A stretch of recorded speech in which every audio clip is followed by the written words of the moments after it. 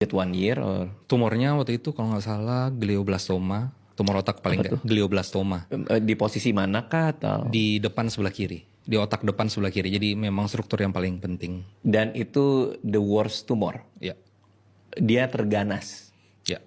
Definisi terganas tuh dia Secara literatur dari terdiagnosis tanpa diobati akan meninggal 6 bulan.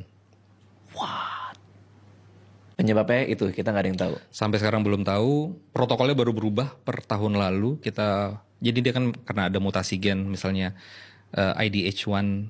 Jadi kalau kita ada obat baru yang baru keluar IDH1 IDH inhibitor itu memperpanjang, gue lupa 7 bulan. Itu semacam biologics gitu kah atau Iya, jadi menghambat ekspresi gen dari si tumor itu. memperpanjang 7 bulan? Tapi setidaknya ada harapan. Setelah penelitian bertahun-tahun ini Iya. ketemu obat Iya, yang tidak menyembuhkan tapi memperpanjang 7 bulan. iya. Wow. Ada kemungkinan sembuh nggak sebenarnya kalau detect early? Enggak. Pengalaman gue ya. Jadi itu death vonis aja. Kalau orang udah ketemu itu udah it's a sure death aja gitu. Ada beberapa pasien yang bertahan sampai, so far pasien gue ada yang bertahan sampai 7 tahun, sekarang masih hidup. Itu kok bisa tapi? Dan dia cuman sekali dioperasi.